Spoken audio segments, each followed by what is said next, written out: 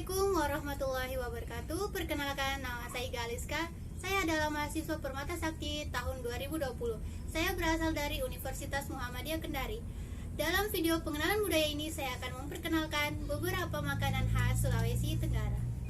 Makanan khas Sultra yang pertama yaitu lapa-lapa yang berasal dari Buton. Berikut proses pembuatan lapa-lapa. Santan yang telah dimasak lebih dulu dicampur ke dalam wajan yang berisi beras biasa. Beras biasanya ini dicampur dengan ketan hitam, dan kita bisa menambahkan beberapa lembar daun pandan untuk menghasilkan aroma yang khas. Beras ini dimasak setengah matang karena akan dimasak kembali. Dan sementara menunggu santannya meresap, kita harus mengaduknya sesekali agar beras yang di bawahnya tidak lengket ke wajan. Selain lembut dan agak lengket, beras ketan hitam memiliki manfaat kesehatan bagi tubuh. Beras yang telah dingin diisi ke dalam janur kelapa.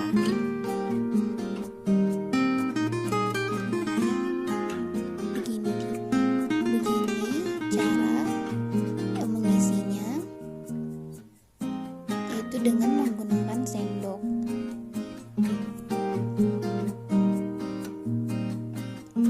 Lebih dulu diisi dari ujung dan agak ditekan.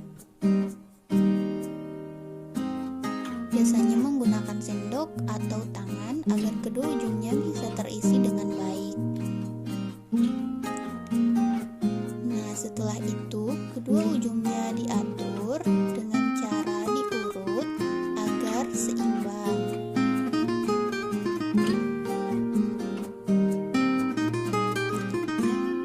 Nah, setelah diisi, lapa-lapanya siap untuk diikat.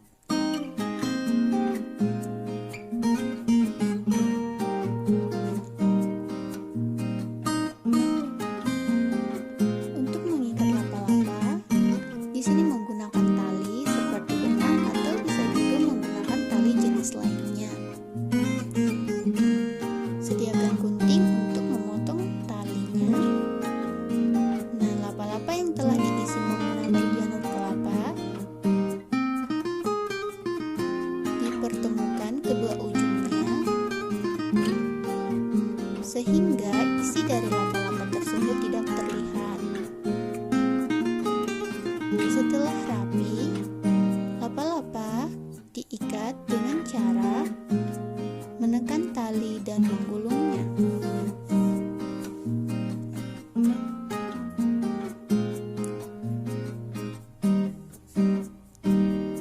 Digulung dengan cara dililit dan dibalas. Kita melilitnya dengan jari telunjuk, lalu kita menggulungnya dengan sisi yang lain. Setelah itu, kita mulai secara vertikal dan lilit sekali lagi secara horizontal, dan yang terakhir yaitu mengikat dengan sampul hidup.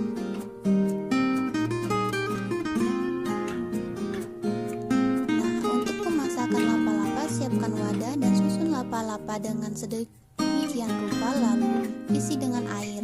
Airnya harus merendam semua lapa-lapa agar masak secara utuh.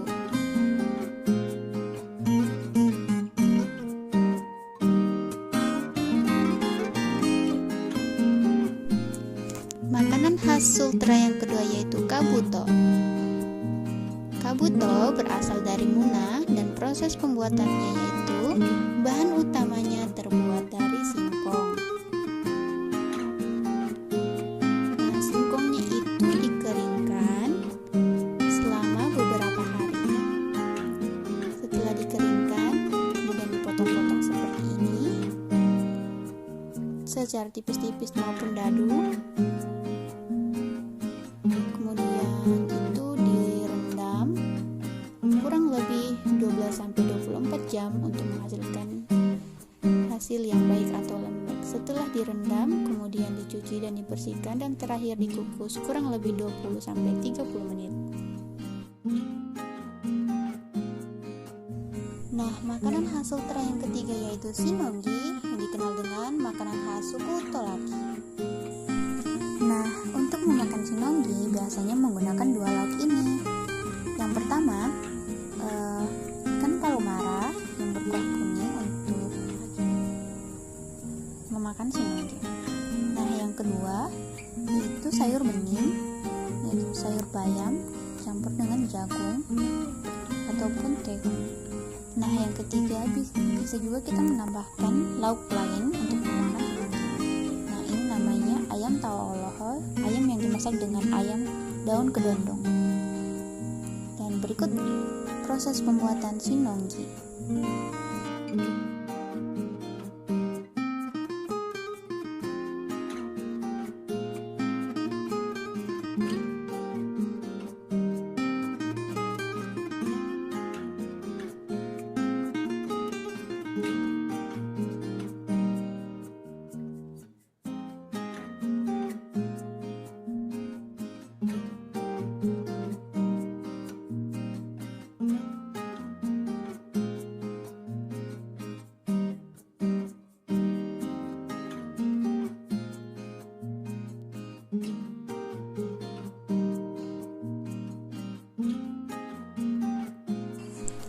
Nah, cara makan sinonggi yaitu seperti ini, menggunakan kuah ikan campur sambal,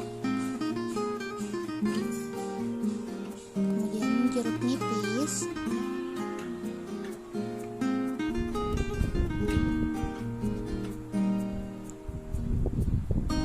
nah, proses menggulungin sinonggi disebut itu monggoe dalam bahasa Tolaki.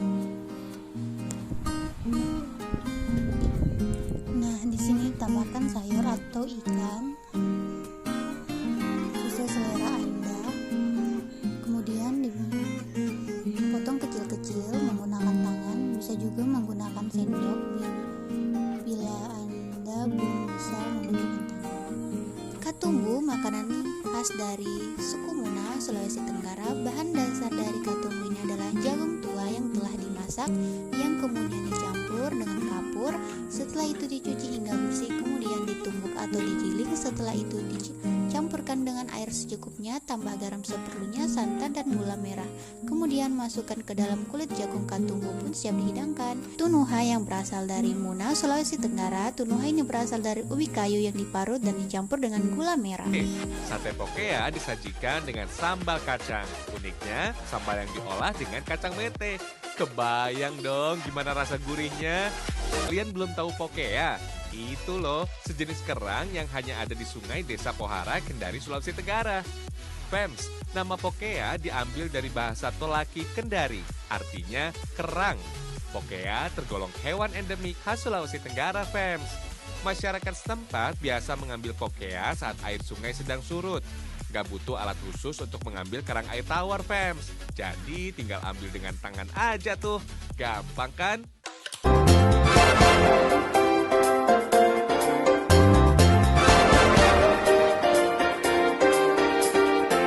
Goreng sampai kandungan airnya berkurang.